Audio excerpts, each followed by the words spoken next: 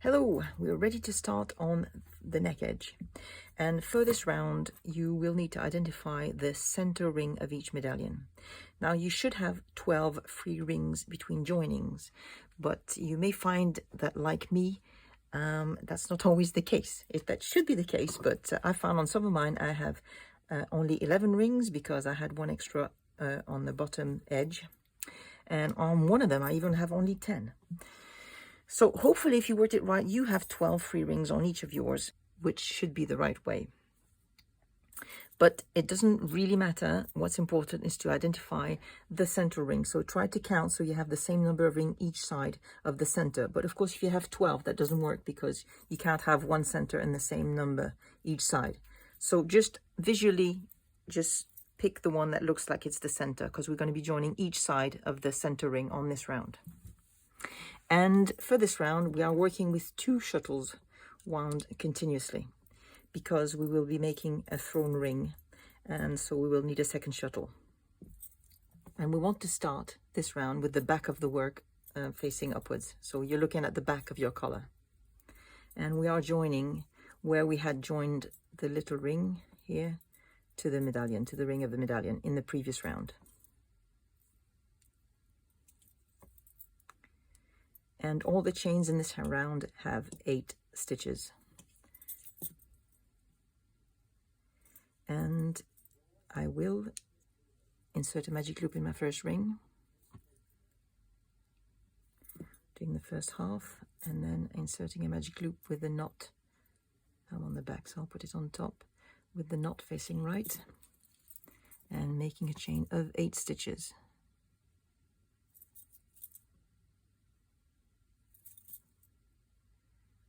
2, 3, 4, 5. That's enough. I'm going to pull it out a bit and fold it back to complete the chain. So 5 stitches, so 3 more stitches. 1, 2, 3. And I'm going to remove my pin. You can use anything. These are safety pins. I like paper clips normally, but I couldn't find my paper clips. So we skip 1 ring and join to the next.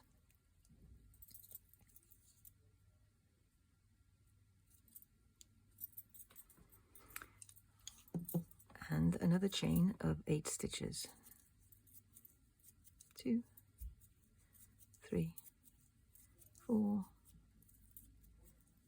5, 6, 7, 8. And now we're going to reverse work. And I hope you'll forgive me, but we're going to be making a self-closing mock ring.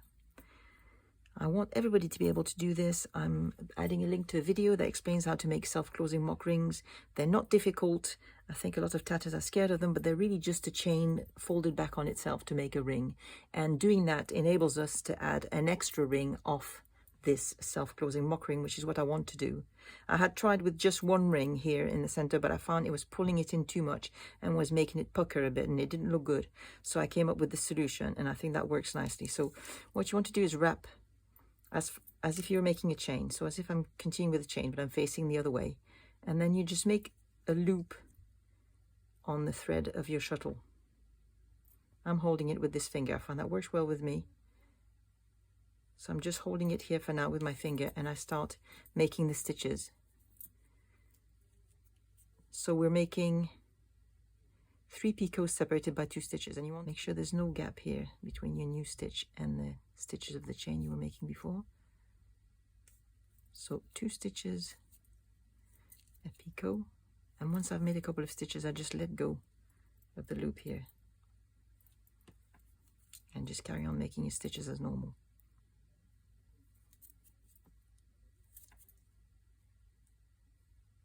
Two stitches a picot, 2 stitches, second picot, 2 stitches,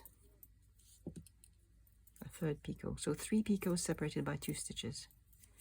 And this is where it's lovely to be using a self-closing mock ring So you can see I've got the chain that was going in the opposite direction, the chain going in the other direction, and I've got a loop here at the start of it. And now we're going to use the other shuttle to make the thrown ring. And we're making one of the little rings with 3 picots separated by 2 stitches. The center picot is going to be attached. So 2 stitches and a picot, 2 stitches, and we're going to join between the medallions by using the next 2, it's joined here, the next 2 free picots, we're going to join them together. So through one and through the other one, and then pull your thread through both picots, pass your shuttle through it, like this, and tighten. And I'm going to fold the work out of the way to make it easier to make the stitches, and then we complete this ring. 2 stitches, a picot, and 2 stitches, and you close the little ring.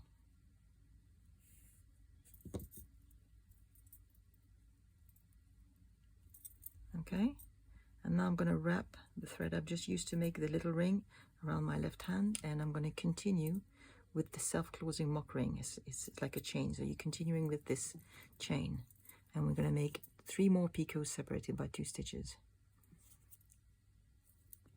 2 stitches, a picot, 2 stitches, a picot, 2 stitches, and a 3rd picot, and 2 stitches to complete the self-closing mock ring. And now all you have to do is to pass your shuttle through the loop you've made at the beginning by holding it around your ring finger, and close this ring.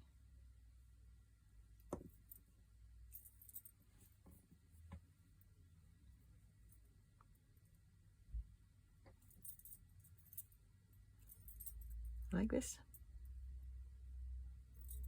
And now we're going to reverse work and carry on with the chains.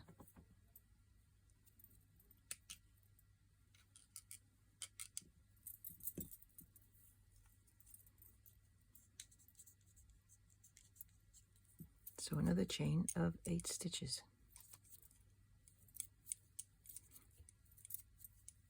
3, 4, 5, 6, 7, 8, and you're joining to the picot just before the ring with a pin in it.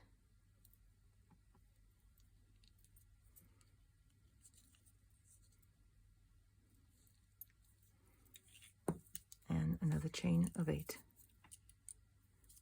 1, 2, 3, 4, 5, 6, 7, 8, and now we'll join on the other side of the ring with a pin. So skip 1 ring, join to the next.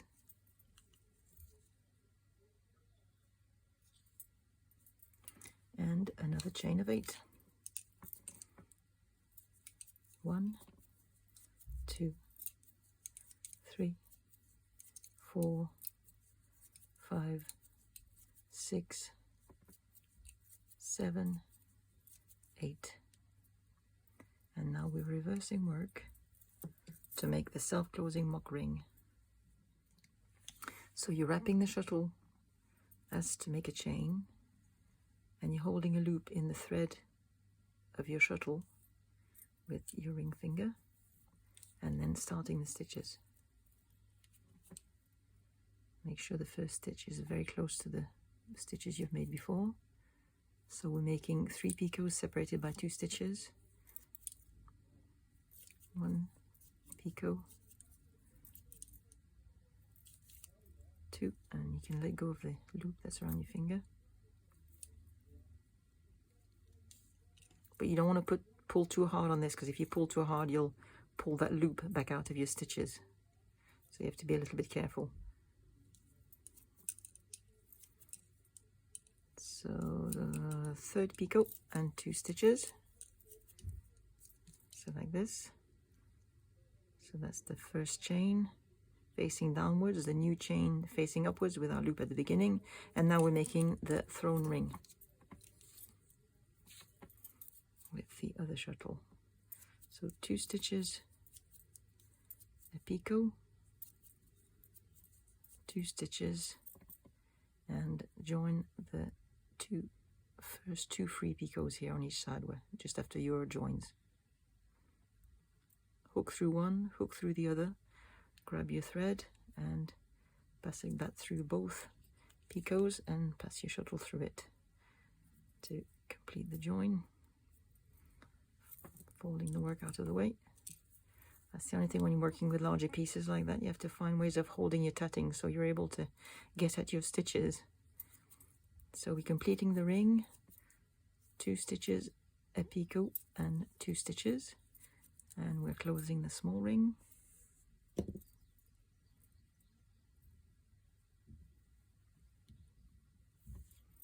Wrap again to continue with the chain of the self-closing mock ring.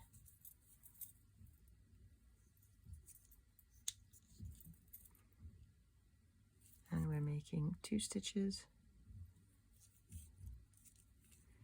Wait, just get in the way. Right, let's try again.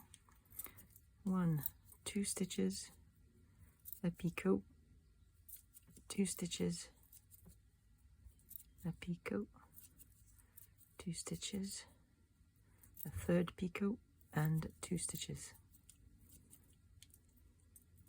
and we're closing the ring by passing our shuttle through the loop,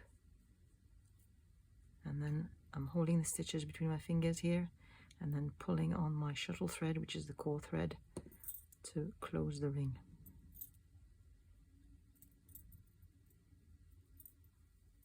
So that's our second self-closing mock ring made, and we reverse work and continue with the chains.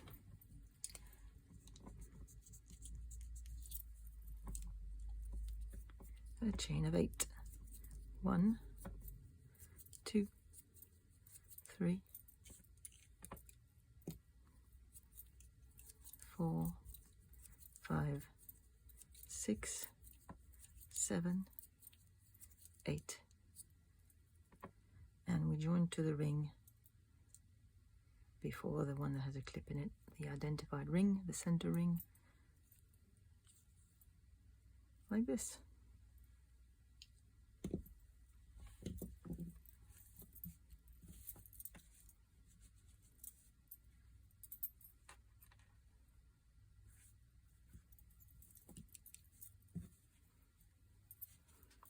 So that's 2 full repeats. I'm going to leave you to continue all the way around, and I'll meet you back near the end here. Okay, I'm at the very last repeat. So I'm just doing the last chain, joining back on the last medallion. And then we're going to turn around and start down, back down the other way. So a chain of 8, 2, 3, 4, 5, 6, 7, 8. Join before the ring, before the center ring.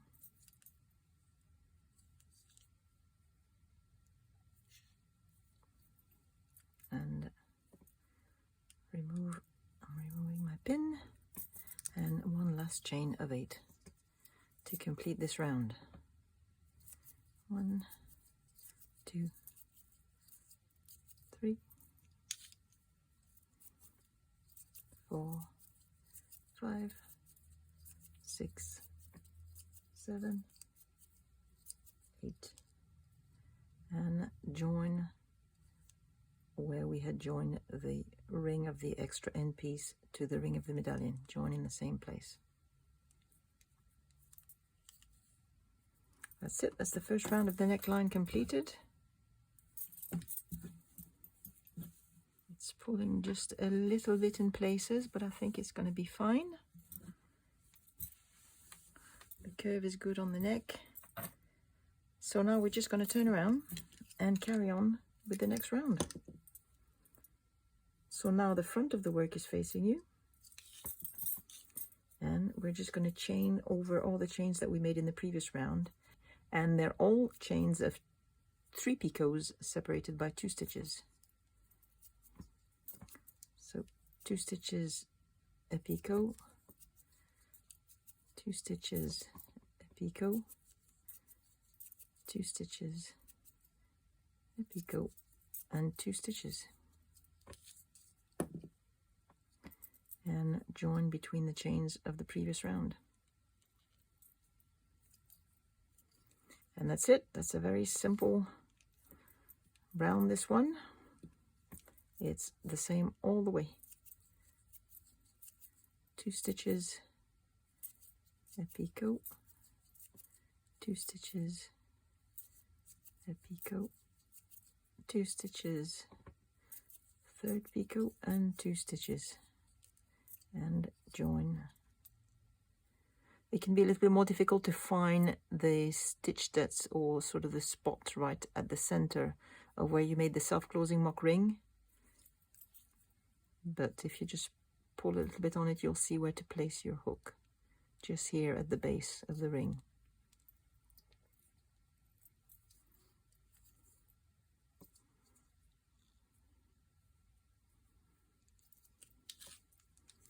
And repeat. 2 stitches, picot, 2 stitches, picot, 2 stitches, picot, 2 stitches, and join.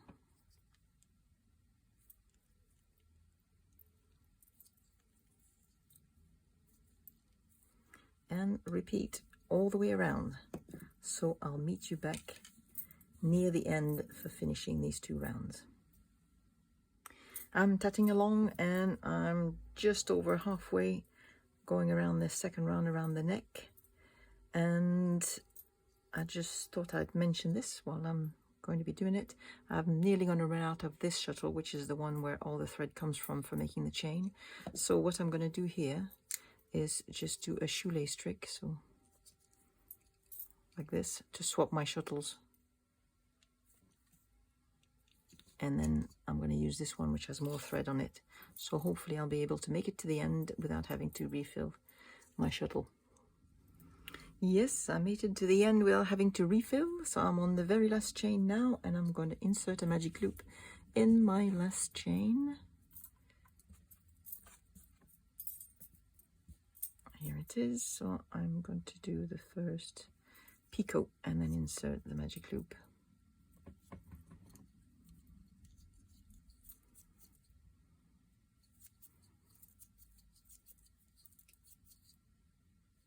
Picot.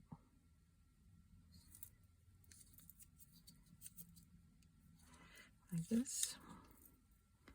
And insert the magic loop with the knot facing left. And the next picot.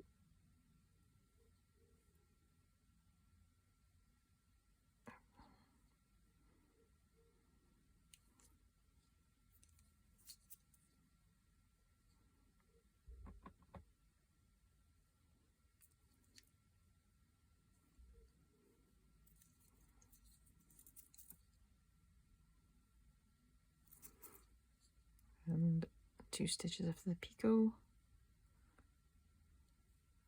the 3rd picot,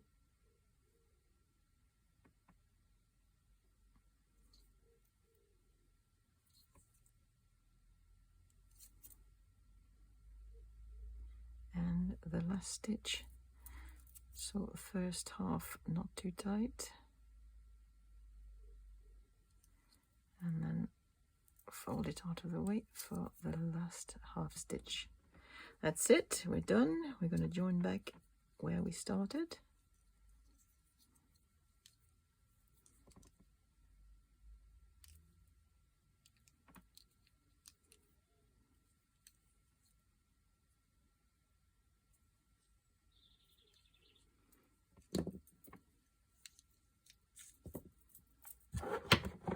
threads. And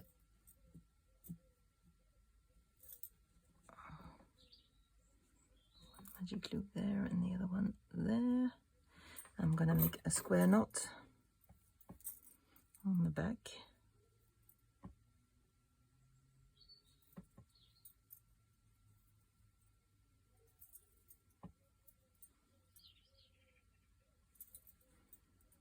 And I'm going to hide one loop. Sorry, I'm going to hide one end in one loop.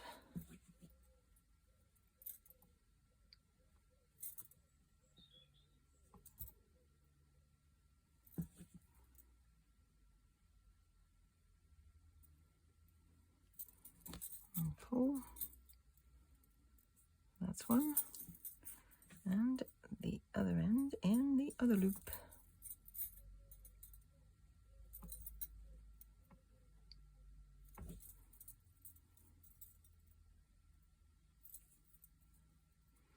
And pull.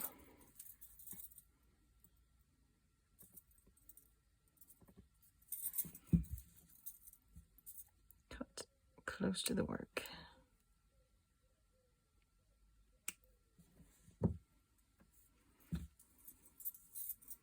That's it.